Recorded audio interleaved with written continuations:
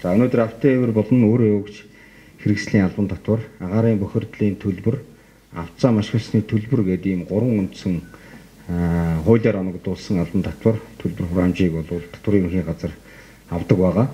За эдгээрийн үйлчлэгээнүүдийг бол нэгтгэсэн байдлаар одоо бол Smart Card CGM гэсэн ийм цахим хуудасаар одоо төлөх боломжийг бол бид нар амжилттай нэвтрүүлээд өнөөдөр та бүхэнд танилцуулж байна. За энэ систем нэвтрснээр албан татвар төлбөр төлөх ажиллагааг иргэдэд бол хялбарчилж, цахим төлөлтийг нэвтрүүлснээр татвар төлөгчийн цаг хугацаа зардлыг хэмнэх, за татварын алба болон банкнд биеэр очих шаардлагагүй болж байгаа.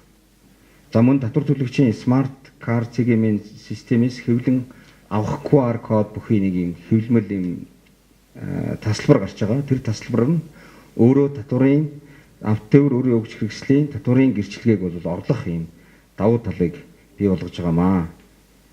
За бид бүхэн бол өмнө мэдж байгаа автотεύэр өөрөө өгч хэрэгслийн одоо татвар төлөгчийн гэрчлэгээ гэдэг нэг ийм гэрчлэгээ байдаг.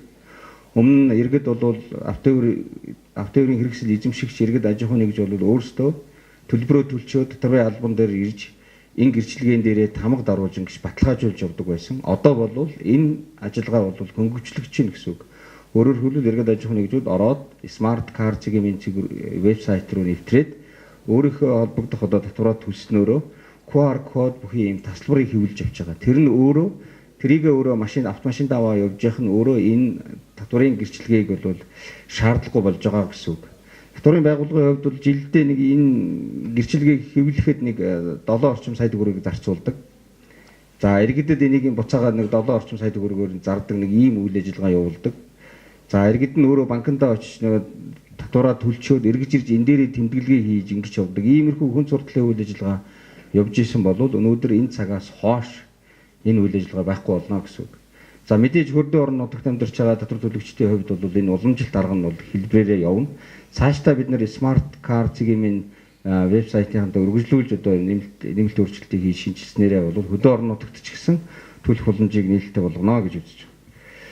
За үүний зэрэгцээгээр интернет сүлжээнд холбогдох боломжгүй саяны энэ татварын орон нутгийн одоо орон нутгийн татвар төлөгчдийг нь уламжилт аргаар буюу одоо энэ хуучин хэлбэрээр явуулах юм аргыг бол нэвтрүүлсэн байгаа.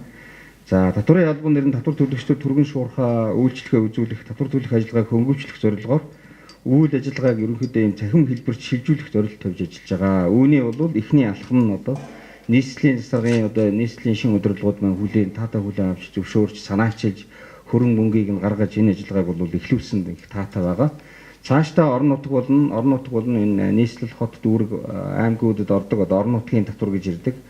Энтэй холбоотой хөрөнгийн татвар өөрөөр хэлбэл хувь хүн татвар төлөгчөөс шууд хамааралтай эдгээр татваруудыг бас иймэрхүү цахим хэлбэрт шилжүүлж нэвтрүүлэх талаар бас бид бол харилцан ярилцж байгаа. Энэ чиглэлээрээ бол бусад одоо бууны албан татвар, үйл хөдлөх хөрөнгийн татвар гэх мэтлэн бусад бүх татваруудыг бас ийм системэнд нэвтрүүлэх талаар одоо зорилт тавьж ажиллаж байгаа.